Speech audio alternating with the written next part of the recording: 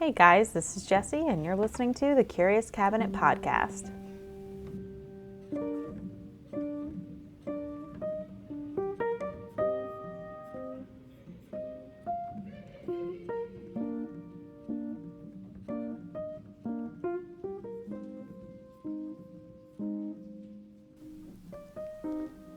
Yay, my first podcast.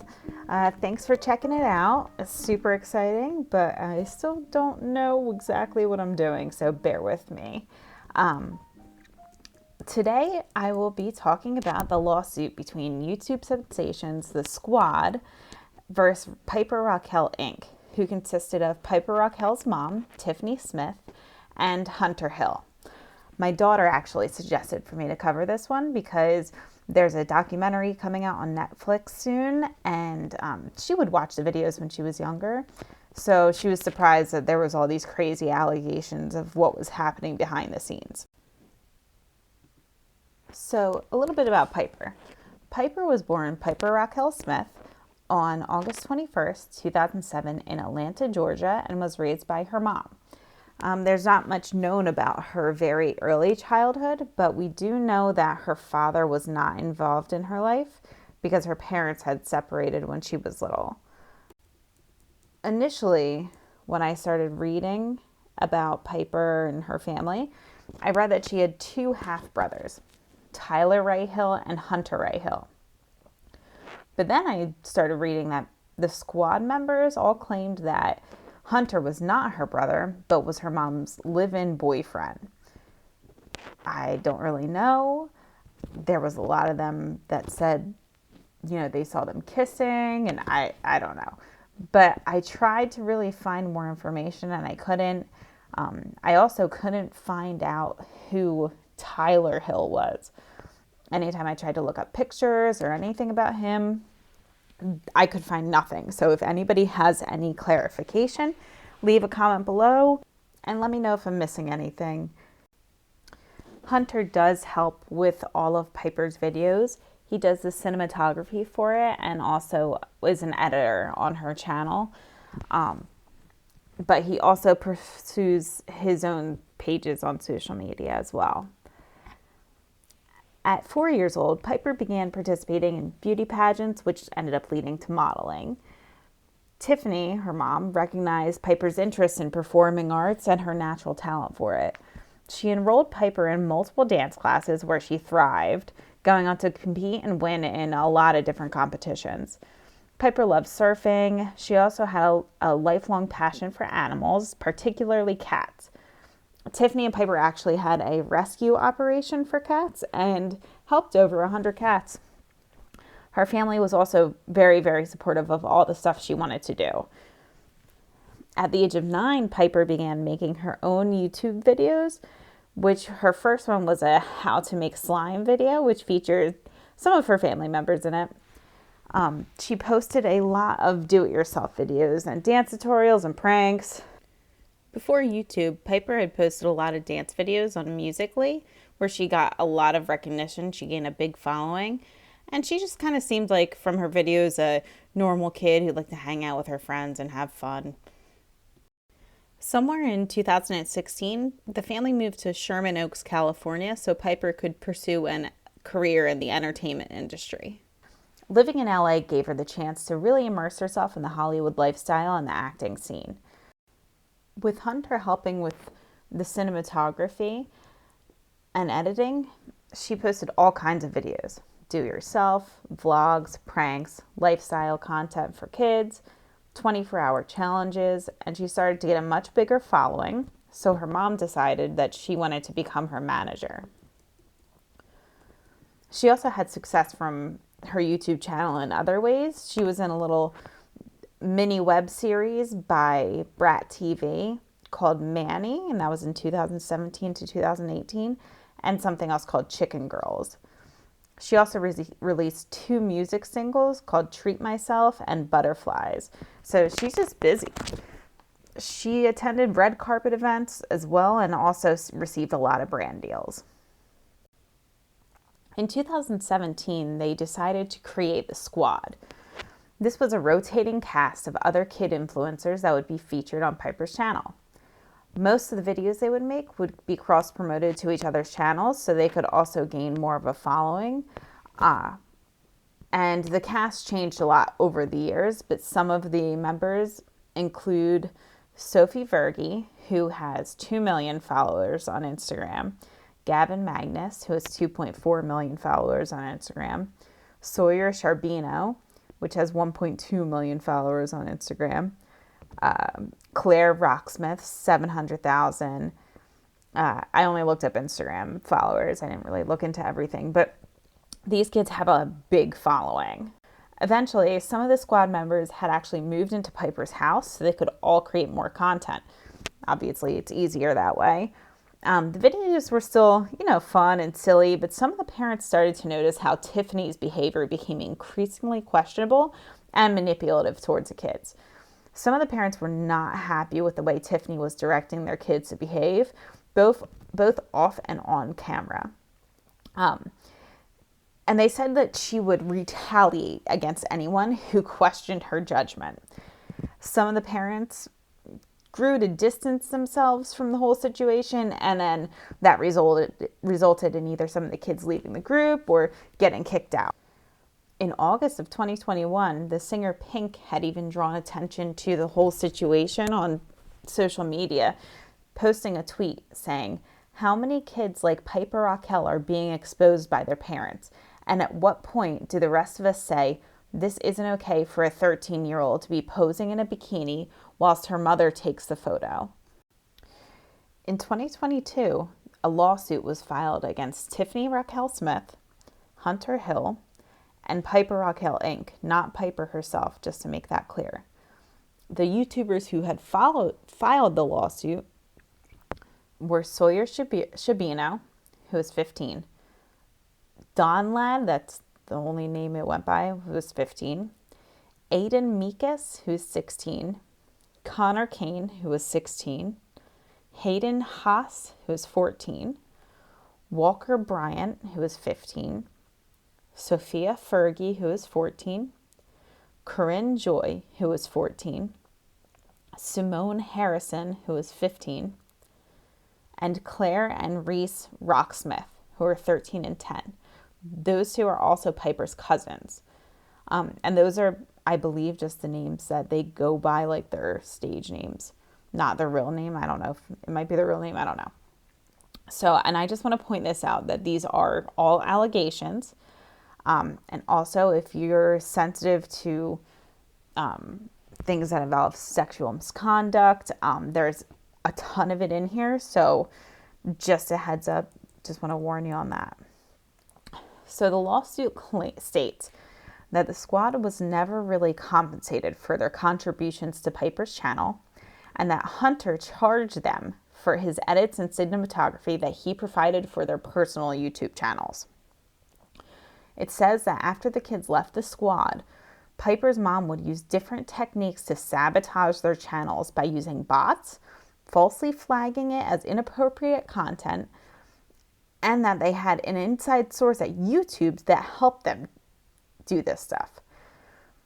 But really, when you think about it, when all this stuff comes out, that was the least of their problems. Tiffany made extremely offensive statements and sexually explicit comments towards the kids. So this is where it all the sexual misconduct stuff starts. The lawsuit states that a series of times where Tiffany would tell the kids to be more sexually aggressive towards each other while filming, and to touch each other's privates to make the relationship seem more authentic, because they were like pretending to be boyfriend and girlfriend on the videos. She encouraged the girls to wear slutty clothing and for the boys to take off their shirts because sex sells. She asked the kids if they've ever tried oral sex and encouraged them to do so.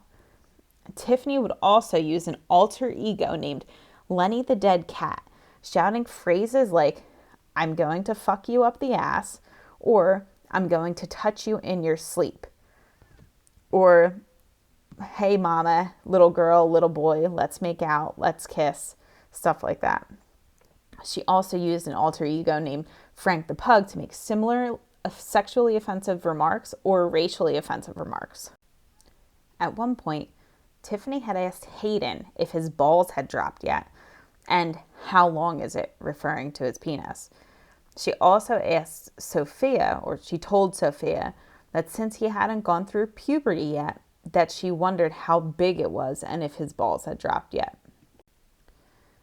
Another time, Tiffany told Corinne, all within earshot of the other squad members, that Mr. Hill, Hunter, she told her that Mr. Hill's penis was small and told her that she would never want to have sex with him.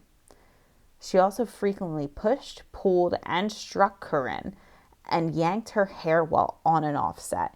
So that makes sense if Hunter is really her live-in boyfriend, and I guess she's jealous of this girl for some reason, this young kid. This whole thing is just crazy. Like, it's already crazy. And on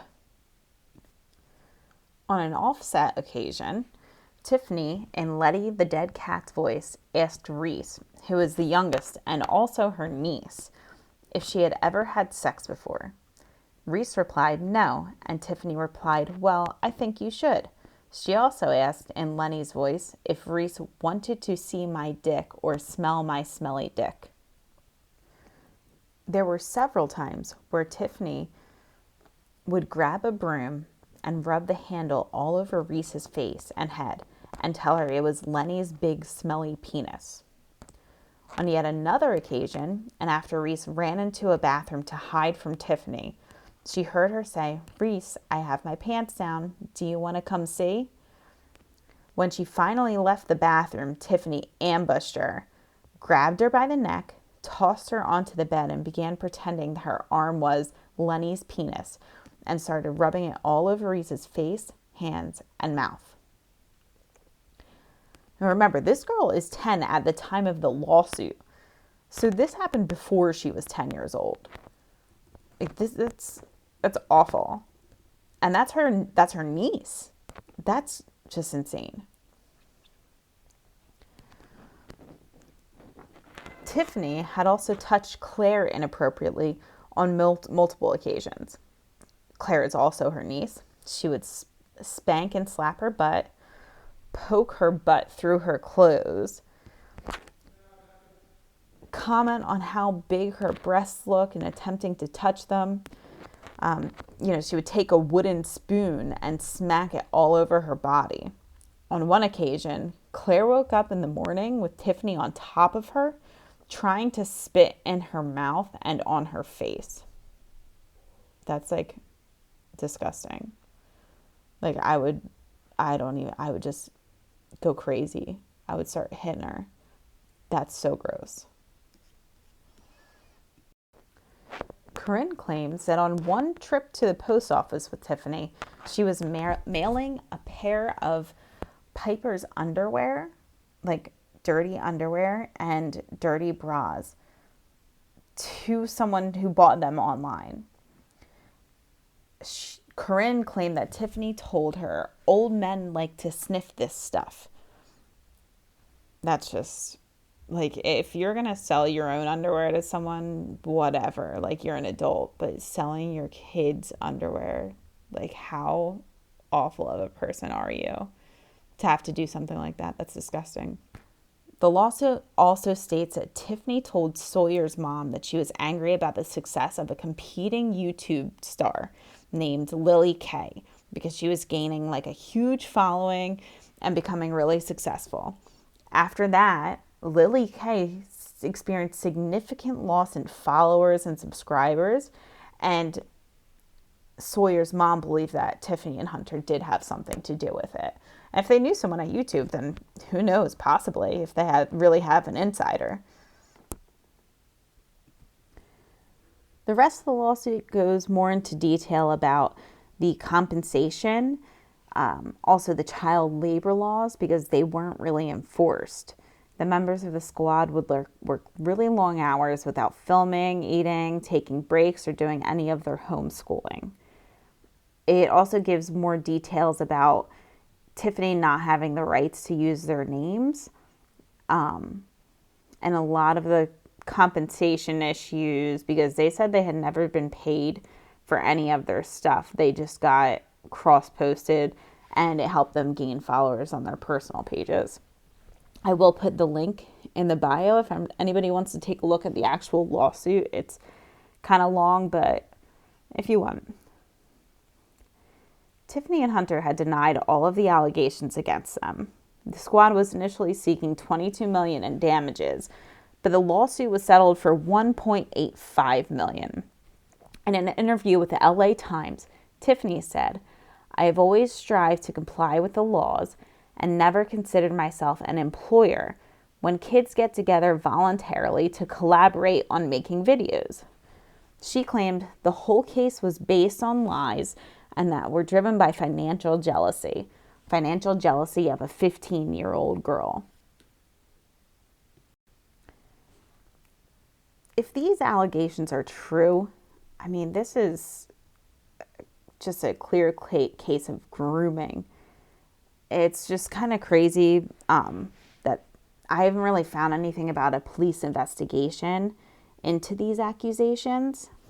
Who knows? There might have been, there might not have been. They sued them, so I don't think there was a police investigation, but I don't know. And I'm not against people making money on the internet. You do whatever you got to do, but I don't think it's great that kids are involved, especially if you're not paying other kids. Like if it's your own kid, yeah, obviously. But if you're not paying the other kids something, or I don't know, this whole thing is just wild. It kind of seems like with all these allegations, I don't know, at least some of them might be true if everybody's saying something about it. I don't know. It's crazy. But anyway, so shortly after the lawsuit, Piper did post a video called "Saying Goodbye to My Mom," where Tiffany announced she would be moving to Georgia, which kind of coincided with the time that YouTube had demonetized her account.